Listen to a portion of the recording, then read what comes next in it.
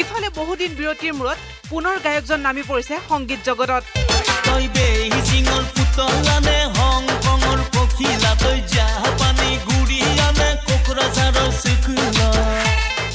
অসমীয়া বোলছবি চাকিৰা আহিব বকুল দলৰ বিহুলে ছবিখনৰ যোগেদি দীঘলীয়া বিৰতিৰ পিছত পুনৰ সংগীত জগতত নামি পৰিছিল গায়কজন এবাৰ তেওঁ নিৰ্মাণ কৰিছে আন এক গীত আৰু সেই গীতৰ চিত্ৰগ্ৰহণ কৰিছে জ্যোতি চিত্ৰবনত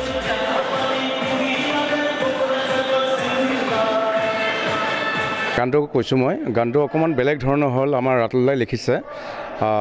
মানে কনচেপ্টটো অলপ আনকমন মই তেনেকুৱা গীত গোৱা নাছিলোঁ এতিয়ালৈ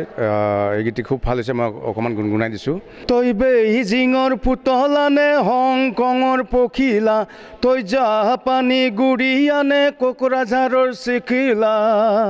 খুব ভাল লাগিছে এই গীতটি গাই আৰু মোৰ লগত গাইছে সাগৰিকাই গাইছে লগতে আগন্তুক ৰঙালী বিহুৰ উপলক্ষেও নতুন ৰূপত সাজু হৈছে কণ্ঠশিল্পীজন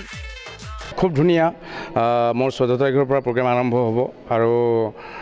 আজি এই গীতটি কমপ্লিট হ'ব আমি গোটেই ৰাতি কাম কৰিম পাৰিলে আমি অহাকালি ৰিলিজ দিয়াৰ চেষ্টা কৰি আছোঁ এই গীতটি প্ৰগ্ৰেম মই ঠাইটো মই এতিয়া আজি ডেটত ক'ব নোৱাৰিম এইটো মেনেজাৰে গম পাব মই পৰহিলৈ গম পাম ডেটবিলাক গানটো এইবাৰ মই নতুন গীতবিলাকে গাম যিখিনি ওলাই আছে মাৰ্কেটত অলৰেডি সেইখিনি গীতকে গাম তই বেইজিঙৰ পুতলানে হংকঙৰ পখিলা তই জাপানী গুড়িয়ানে কোকৰাঝাৰৰ চিকুলা